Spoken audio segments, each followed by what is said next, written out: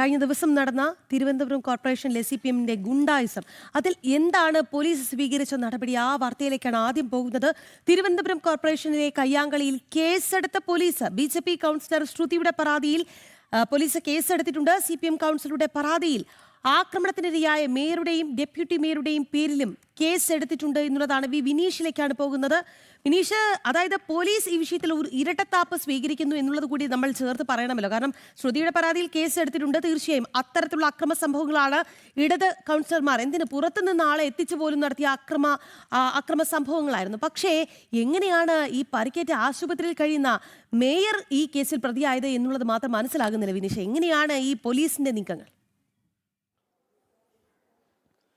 Police നിലവിൽ ഇരട്ടത്താപ്പ് നടത്തുകയാണ് എന്ന കാര്യത്തിൽ സംശയമില്ല. പോലീസിന് ഗത്യന്തരമില്ലാതെ അവസാനം കേസെടുക്കേണ്ട സാഹചര്യത്തിലേക്ക് കാര്യങ്ങൾ നീങ്ങി. ആ ഒരു ഘട്ടത്തിലാണ് ഇപ്പോൾ നിലവിലെ സാഹചര്യത്തിൽ രണ്ട് കൂട്ടർക്കുമെതിരെ, പ്രത്യേകിച്ച് BJP കൗൺസിലർ ശ്രുതി നൽകിയ പരാതിയുടെ അടിസ്ഥാനത്തിൽ വഞ്ചിയൂർ ബാബു, ദീപക് എസ്, ശ്രീകുമാർ ഉൾപ്പെടെയുള്ളവർക്കെതിരെ കേസ് രജിസ്റ്റർ ചെയ്തു. CPM-ന്റെ കൗൺസിലർമാരും CPM-ന്റെ പ്രതിപക്ഷ നേതാവുമാണ് ഉൾപ്പെടെയുള്ള 5 പേർക്കെതിരെയാണ് പോലീസ് കേസ് രജിസ്റ്റർ ചെയ്തത്.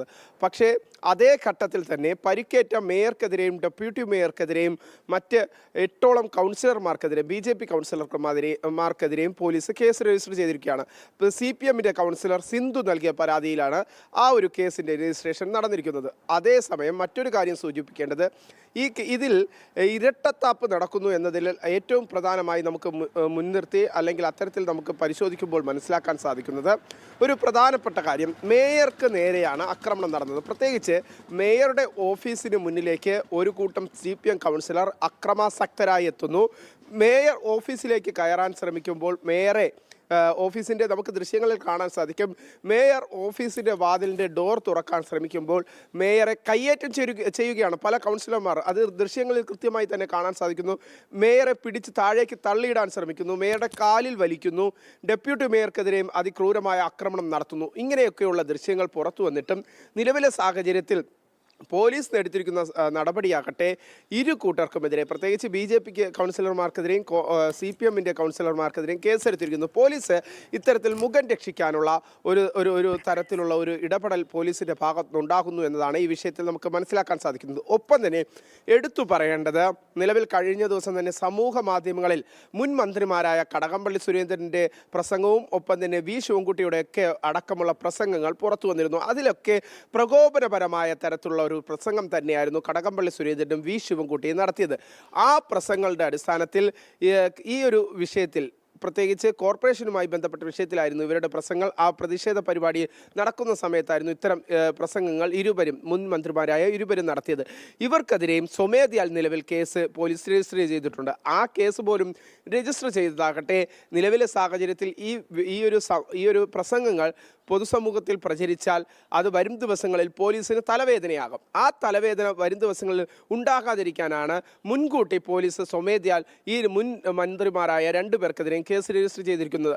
ഇവിടെ മറ്റൊരു കാര്യമുണ്ട്. പ്രത്യേകിച്ച് മേയറും ഡെപ്യൂട്ടി മേയറും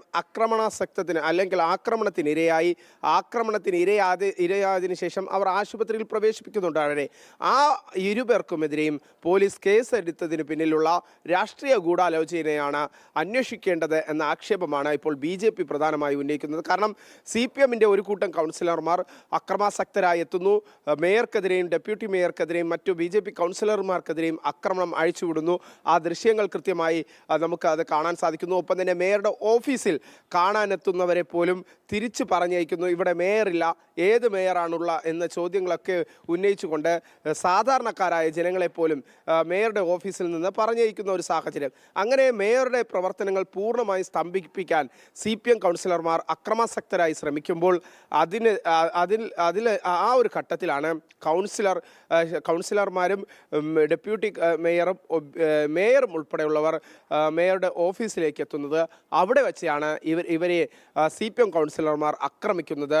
എന്തായിരുന്നാലും ഈ അക്രമ സംഭവത്തിൽ കേസെടുക്കുമ്പോഴും പോലീസ് മേയറും ഡെപ്യൂട്ടി മേയറേയും നിലവിൽ ഒരു കൗണ്ടർ കേസായി ഈ വിഷയം മാറാൻ വേണ്ടിയിട്ടാണ്, CPM-നെ സഹായിക്കാൻ വേണ്ടിയിട്ടാണ് ഇപ്പോൾ അക്രമത്തിനിരയായ മേയർക്കെതിരെയും ഡെപ്യൂട്ടി മേയർക്കെതിരെയും പോലീസ് കേസ് രജിസ്റ്റർ ചെയ്തിരിക്കുന്നത് എന്നതാണ് നമുക്ക് അറിയാൻ കഴിയുന്നത്. യെസ്, എന്തായാലും അതോടൊപ്പം തന്നെ നമ്മുടെ BJP കൗൺസിലർമാരുടെ ആരോഗ്യസ്ഥിതി എങ്ങനെയാണ് വിനീഷ്? നമ്മൾ കഴിഞ്ഞ ദിവസം കണ്ടതാണ്, നിരവധി വനിതാ കൗൺസിലർമാർക്കടക്കം മർദ്ദനമേറ്റിരുന്നു. അവർ ആശുപത്രിയിലായിരുന്നു. മേയറുടെ കാലിൽ പ്ലാസ്റ്റർ ഇട്ടിരുന്ന ഒരു സാഹചര്യമൊക്കെ ഉണ്ടായിരുന്നു. ഒപ്പം തന്നെ ഡെപ്യൂട്ടി മേയറുടെയും ആരോഗ്യസ്ഥിതിയിൽ ചില ആശങ്കകൾ ഉണ്ടായിരുന്നു. എന്താണ് നിലവിലത്തെ സാഹചര്യം? നിലവിൽ ഇവർക്കൊക്കെ തന്നെ ഗുരുതരമായ പരിക്കുകളാണ് പറ്റിയത്. മേയർക്കും ഡെപ്യൂട്ടി മേയർക്കും ആകട്ടെ, കൃത്യമായും പറഞ്ഞാൽ മേയറുടെ കാലിന് ഫ്രാക്ചറുണ്ട്. ഒപ്പം തന്നെ ഡെപ്യൂട്ടി മേയർക്ക് വലിയ തോതിൽ, പ്രത്യേകിച്ച് ഇവർ വലിച്ച് താഴേക്കിടുന്ന സമയത്ത് മറ്റു സഹ കൗൺസിലർമാരും എല്ലാവരും ഒരുമിച്ച് ഡെപ്യൂട്ടി മേയറുടെ പുറത്തേക്കാണ് തറയിൽ വീഴുന്ന സമയത്ത് വീഴുന്നത്. ആ ഘട്ടത്തിൽ ഡെപ്യൂട്ടി മേയറുടെ നെഞ്ചിന് ഗുരുതരമായ പരിക്കേറ്റിട്ടുണ്ട് എന്നതാണ് നമുക്ക് മനസ്സിലാക്കാൻ സാധിക്കുന്നത്. പിന്നീട് മറ്റു കൗൺസിലർമാരായ ഗിരി ഉൾപ്പെടെയുള്ള, ശ്രുതി ഉൾപ്പെടെയുള്ള നിരവധി BJP കൗൺസിലർമാർക്കും വലിയ തോതിലുള്ള ആക്രമണത്തിനാണ് ഇവർ ഇരയാകേണ്ടി വന്നത്. ഇവർക്കും ഗുരുതരമായ പരിക്കുകളാണ് ഉള്ളത്. നിലവിൽ ഇവരൊക്കെ ഇപ്പോൾ ആശുപത്രിയിൽ ചികിത്സ തേടിയതിനു ശേഷം കഴിഞ്ഞ ദിവസം അർദ്ധരാത്രിയോടുകൂടി മേയർ പ്ലാസ്റ്റർ ഇട്ടതിന് ശേഷം മെഡിക്കൽ കോളേജിൽ നിന്ന് തിരിച്ച് വീട്ടിലേക്ക് പോയിട്ടുണ്ട്. എന്തായിരുന്നാലും മേയർ അറിയിച്ചിരിക്കുന്നത് ഇന്ന് രാവിലെയും കൃത്യമായി തന്നെ ജനങ്ങൾ കാണും, അതിനുള്ള സംവിധാനങ്ങൾ ഒരുക്കിയിട്ടുണ്ട്.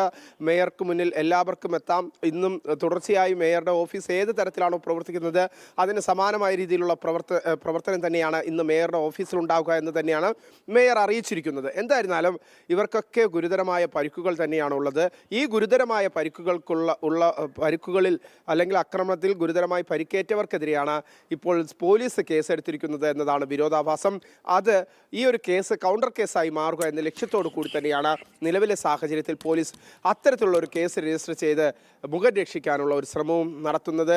ഒരു ഇരട്ടത്താപ്പ് തന്നെയാണ്, പോലീസിന്റെ ഇരട്ടത്താപ്പ് തന്നെയാണ് ഇപ്പോൾ ഈ വിഷയത്തിൽ നമുക്ക് കാണാൻ സാധിക്കുന്നത്. ശരി വിനീഷ്, എന്തായാലും നിലവിൽ തിരുവനന്തപുരം കോർപ്പറേഷനിലെ കയ്യാങ്കളിയിൽ ഒടുവിൽ, അതായത് മണിക്കൂറുകൾ കഴിഞ്ഞ ശേഷം പോലീസ് കേസ് എടുത്തിട്ടുണ്ട് എന്നുള്ളതാണ് ഏറ്റവും പുതിയ അപ്ഡേറ്റ്. എന്തായാലും BJP കൗൺസിലർ ശ്രുതിയുടെ പരാതിയിലാണ് കേസെടുത്തത്. CPM കൗൺസിലറുടെ പരാതിയിൽ ആക്രമണത്തിനിരയായ മേയറുടെയും ഡെപ്യൂട്ടി മേയറുടെയും പേരിലും കേസ് എടുത്തിട്ടുണ്ട് എന്നുള്ളതാണ് വിരോധാഭാസം. അവർ പരിക്കേറ്റ ആശുപത്രിയിലാണ്.